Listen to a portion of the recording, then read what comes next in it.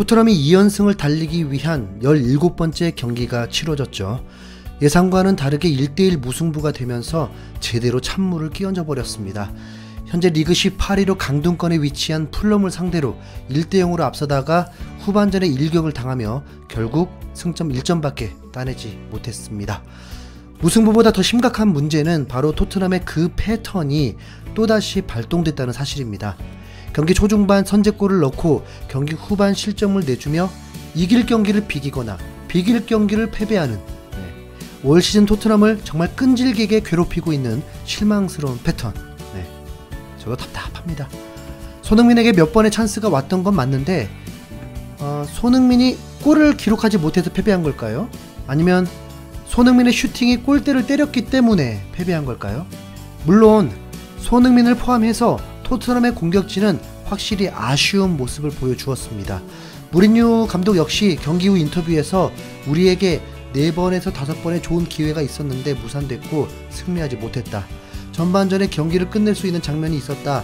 후반전엔 더 큰 기회가 있었다고 말하면서 추가 득점을 기록하지 못한 것에 대해서 꼬집었습니다. 그러나 수비진 역시 그 책임이 있다고 밝혔는데요.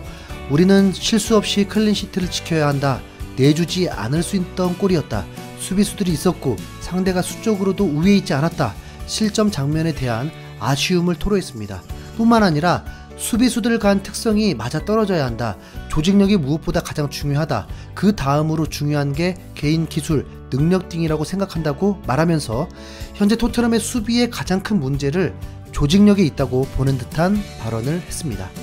토트넘이 이번 시즌 매번 똑같은 패턴으로 승점을 잃고 있는 것은 토트넘이 골을 넣지 못했기 때문이 아닙니다. 골을 넣고도 그 리드를 지키지 못했기 때문입니다. 물론 한두 골 먹어도 3-4골 넣으면 이길 수 있다. 그러니까 골을 더 넣어야 한다. 이런 말도 틀린 말은 아니겠지만 왜 이처럼 후반 실점이 반복되는지, 골을 넣고도 비기거나 질 수밖에 없는지에 대한 물음이 좀 더 근본적인 물음이 아닐까 생각됩니다. 아이러니하게도 토트넘은 현재 프리미어리그에서 맨시티에 이어서 최소팀 실점을 기록하고 있습니다. 그럼에도 불구하고 현재 토트넘의 수비진을 결코 견고하다고 평가하기 힘든 이유는 후반에만 접어들면 급격히 흔들리는 모습과 승부와 직결되는 결정적인 실점을 반복하는 모습 때문일 것입니다. 그 원인은 여러 가지가 있을 것입니다. 감독의 전술 문제일 수도 있고 선수단의 문제일 수도 있겠죠. 토트넘에서 뛰었던 제이미 오하라는 토크스포츠를 통해서 나는 토트넘이 1대0 리드를 충분히 지킬 수 있는 수비진을 갖췄다고 생각하지 않는다. 에릭 다이어와 산체스 그리고 알더베이르트는 존 테리와 카르발로가 아니다. 그들은 무리뉴 감독이 보유하고 있던 선수들이 아니다. 우리는 계속 공격해서 득점해야 한다. 우리가 계속 같은 전술로 나서며 다른 결과를 기대하는 것에 화가 난다. 물론 패배하지 않았지만 무승부는 좋은 결과가 아니다. 우리는 후반전을 엉성하게 시작했다. 왜 무사 시소코를 오른쪽 윙에 배치한 건지 이해가 안 된다. 그는 중원에서 환상적이다. 또한 윙크스가 좋은 활약을 보이며 선발 출전할 수 있다고 생각하지만 때때로 어려운 결정을 내려야 한다. 하프타임에 무슨 일이 일어나고 있는지, 그들이 1대0 리드를 지킬 만큼 좋은 정신력을 가지고 있다고 생각하는지 모르겠다. 우리는 그렇지 않다. 계속 압박하고 공격해야 한다고 열변을 토했습니다. 팬들은 풀럼전 이후 다시 무리뉴의 전술을 비판하기 시작했습니다. 무리뉴가 낡은 축구를 하고 있다. 무리뉴는 버스를 어디에 주차할지도 모르는 형편없는 버스기사다. 무리뉴의 시대는 끝났다. 현대 축구에 적응하지 못한 무리뉴의 수비 축구가 문제라고 말하고 있죠.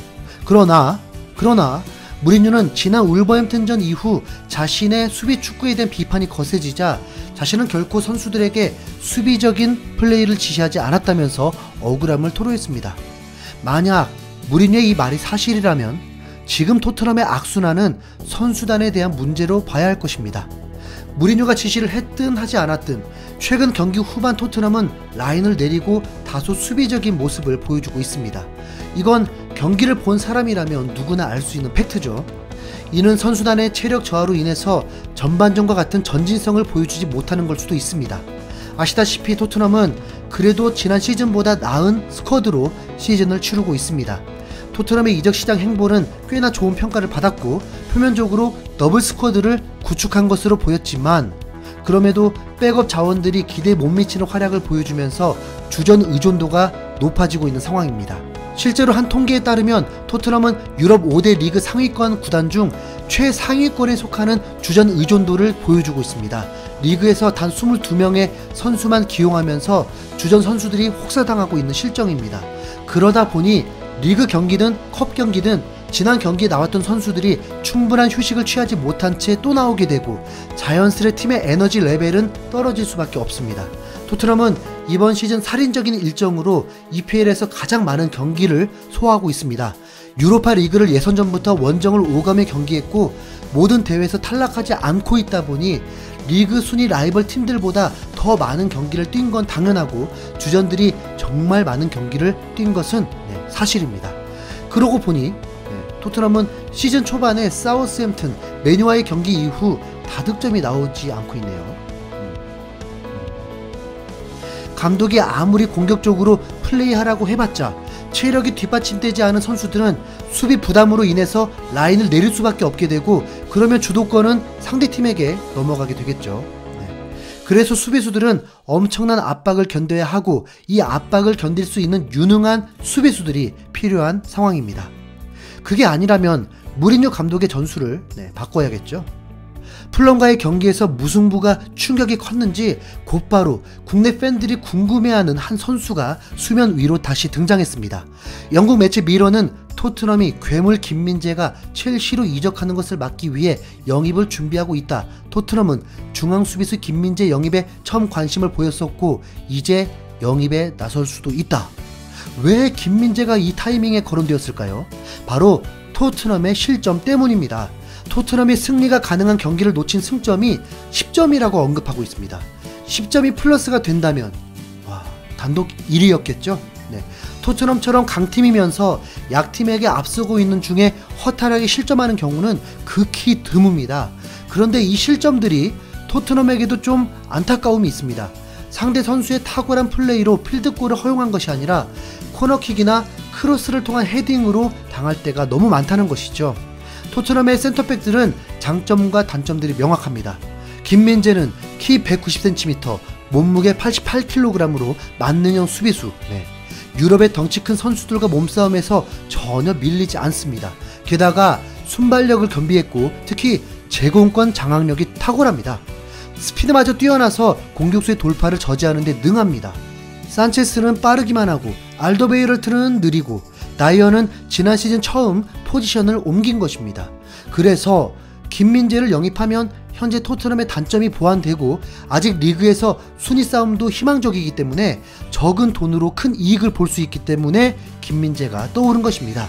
풋볼 런던은 손흥민이 김민재 영입을 준비하는 토트넘의 선수에 대한 평가를 전달한 바 있다. 토트넘은 손흥민의 국가대표팀 동료인 김민재의 영입 관심을 재점화했다고 밝혔습니다. 손흥민까지 엮이고 있을 만큼 지금 토트넘은 분명 이번 이적 시장을 통해서 해결해야 할 부분일 것입니다. 그런데 김민재를 노리는 이유가 첼시를 막기 위해서라는 기사도 있습니다. 그러니까 첼시가 김민재에게 관심을 갖고 있어서 이를 막기 위함이라고 하는 거죠. 영국 언론들은 지난해 여름 프리미어리그 팀들의 김민재 영입 관심을 크게 전했고 토트넘이 유력한 대상으로 떠올랐습니다. 올해 2021년 12월 베이징과 계약이 끝나는 김민재의 이적료 규모는 지난해 1,500만 파운드로 평가됐지만 계약 만료가 다가오면 몸값은 더 떨어질 수밖에 없는 만큼 베이징 고안도 신중하게 이적 문제를 검토할 전망이니까 지켜봐야겠죠. 토트넘은 김민재가 아니더라도 밀리탕, 보트만 영입에 관심을 가지고 있다고 했습니다. 슈크리니아르라는 몸값이 높은 선수까지도 거론되었습니다.